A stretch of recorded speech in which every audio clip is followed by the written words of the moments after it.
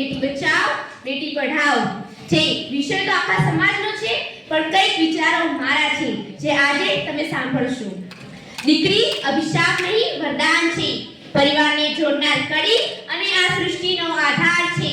જો એની વેળા વળી તો મહિષાસુર મર્દિનીનું રૂપ લેનાર છે, મહિષાસુર મર્દિનીનું રૂપ લેનાર છે। 22 જાન્યુઆરી 2015 ના રોજ હરિયાણાના પાણીપત ખાતે સ્વયં શ્રી પ્રધાનમંત્રી દ્વારા બેટી બચાવ બેટી પઢાઓની યોજના અમલમાં મૂકવામાં આવી, જેનું પરિણામ આજે આપણે જોઈ શકીએ છીએ। પરંતુ યોજના તો અમલમાં મુકાઈ ગઈ, પ્રશ્ન તો એક એ રહી ગયો કે આપણા સમાજમાં બેટી બચાવ બેટી પઢાઓનો નારો લગાડવાની જરૂરત શા માટે આવી પડી? શા માટે બેટા બચાવ બેટા પઢાઓ નહીં? આ તો કદી સાંભળ્યું નથી, પરંતુ બેટીઓ માટે તો ઘણું બધું। શા માટે? કોઈની પાસે છે જવાબ? છે, બધા પાસે છે, પણ કોઈ બોલી નથી શકતું। કેમ? કેમ નથી બોલી શકતું? છે કોઈની પાસે જવાબ?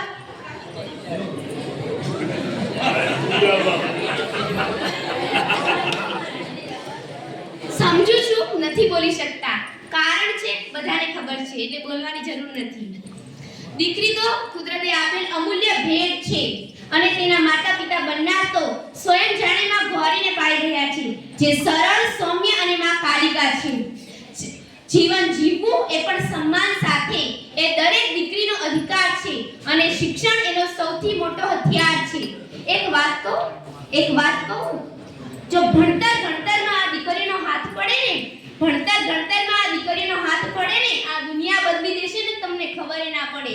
આ દુનિયા બદલી દેશે ને તમને ખબર ના પડે। न जाने कितनी परियों ने मिलकर, न जाने कितनी परियों ने मिलकर अर्जियां दी होगी, तब जाकर ईश्वर ने इस दुनिया को बेटियां दी होगी।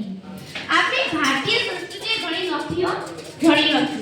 एक बाजु तो मां जगदंबा आई मां ખોડલ વગેરે પૂજવા વાળા, પણ પોતાના ઘરની દીકરીને કેમ બોલાવનારા? આપણે જોઈએ છીએ કે કેટલીક સ્ત્રીઓ વિધવા થાય તો એમને કોઈ શુભ કાર્યમાં લેવામાં નથી આવતા। શા માટે? જો ક્યારે ધ્યાનથી જોયું હોય ને તો મંદિરમાં પાવાના ટોડલે અને ગબ્બરની ચોટીએ જે દેવી વિરાજમાન છે ને, એ પણ એકલા છે। ક્યાં છે એમના સાથે એમના પતિ? છતાં એમને આટલું મહત્વ, તો એમના જ અંશ સાથે આવો દુર્વ્યવહાર શા માટે? माँ चाहिए, बहन चाहिए, पत्नी भी चाहिए, तो बेटियां क्यों नहीं चाहिए? क्यों नहीं चाहिए बेटियां? जो વધારે વાત કરવા જઈશ તો આ સમાજનું સૌથી મોટું કલંક જો મારા મતે કોઈ હોય ને, એ છે ભ્રૂણ હત્યા। એક દીકરીને આ સમાજમાં આ દુનિયામાં પગ મૂકતા પહેલા જ તેને અહીંથી વિદાય કરી દેવામાં આવે છે। કેમ વિદાય કરી દેવામાં આવે છે? જો એ દીકરીની વેદના જોઈને તો કાળજા કપાઈ જાય ને એવી હાલત થઈ જાય છે।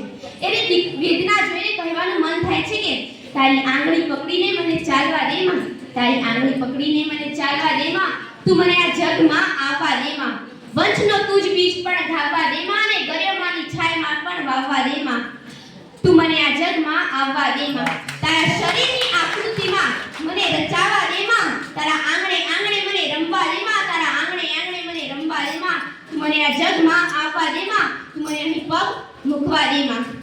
મિત્રો, આપણા સુપરસ્ટાર અમિતાભ બચ્ચને પોતાના એક લેખમાં કહ્યું છે કે એક દીકરી 10 દીકરાઓ બરાબર હોય છે। જો કે તમે દીકરીને દીકરો કે બેટા કહી શકો છો, પણ દીકરાને કોઈ દિવસ બેટી કે દીકરી નથી કહી શકતા। આથી જ દીકરીઓ ખાસ હોય છે। એમાંય વળી એક પિતાનો એની બેટી સાથેનો સંબંધ એટલે વાત જ ન થાય, કારણ કે વધારે બોલવા જઈશ તો હૈયા ભરાઈ જશે ને આંખો વહેવા લાગશે।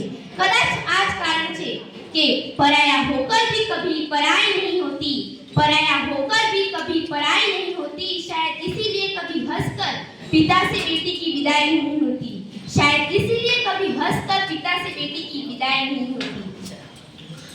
एक समय એવો હતો જે દીકરીઓ ત્યાં ઘરની બહાર પણ નીકળતા વિચાર કરતી હતી, તે જ દીકરીઓ આજે છે અંતરિક્ષમાં જઈ પોતાના શુભ પગલા પાડીને પાછી વળી છે અને ઇતિહાસના પન્નામાં પોતાનું નામ લખાવ્યું છે।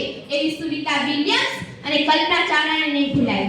જે દીકરીને એક સમયે પોતાના પણ રક્ષણની ખબર નથી પડતી, એ જ દીકરી આખા રાજ્યના રક્ષણ માટે અંગ્રેજો સામે સિંહણ બનીને ચડી હતી, એવી આપણી રાણી લક્ષ્મીબાઈ મહાન છે, ઘણી મહાન છે।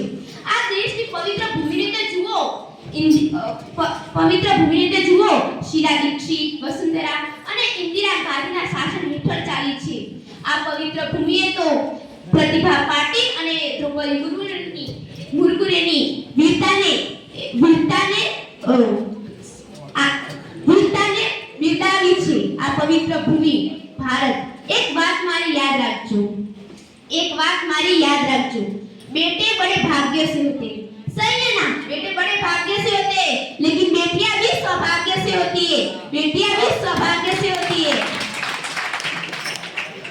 અને આવી પાંચ દીકરીઓને પાળવાનું જે પિતા પાસે સૌભાગ્ય છે ને, એની પાસે શું નથી? લક્ષ્મી એના ઘર આંગણે રમે છે, સરસ્વતી એની મહિમા વરસાય છે, દુર્ગા એનું રક્ષણ કરે છે ને રંભા ઉર્વશી એના ઘરને સજાવે છે. હજી પૂછશો શું છે દીકરી, કોણ છે દીકરી? તો ફરીથી કહી દઉં કે કોણ છે દીકરી? ઘર આખાની રોનક છે દીકરી, જીવનને મહેકાવતું કમળ છે દીકરી. ક્યારેક તડકામાં મધ સુહાતી તો ક્યારેક શીતળ ચાંદની છે દીકરી. તો શા માટે પ્રતિબંધ એના દુનિયામાં આવવા સામે? આપણી આવતી કાલ છે દીકરી, जो इंसान एक बेटी को वो समझकर उसकी सांसें तोड़ देता है ना, उसको जाकर समझा दो उस पागल को, वो खुद धरती माँ पर बोझ बना बैठा है, हे काळा माथाના માનવી, સમજી લે, સમય બનીને સમજાવું છું. આ દુનિયામાં મારી ઈચ્છાથી હું શક્તિનું રૂપ ધારણ કરીને આવું છું. આ પુકાર છે એક બેટીની બીજી બેટીને, अगर फूल आए तो संवर जाना, कांटे आए तो जल जाना, दुख दर्द आए तो सह जाना, लेकिन जिसने चोट पहुंचाने की कोशिश की तुझे, उसे तोड़ जाना तू. एक बात મારી સમજી લે, જાણી લે અને એને પોતાના જીવનમાં ઉતારી લે. कदम कदम मिलाए जा, गगन गगन झुकाए जा, रख हौसला कर फैसला, तू वक्त बदलना जानती है. આ સાથે આ દીકરીઓની વાણીને અહીં વિરામ આપે છે. જય હિન્દ, જય ભારત.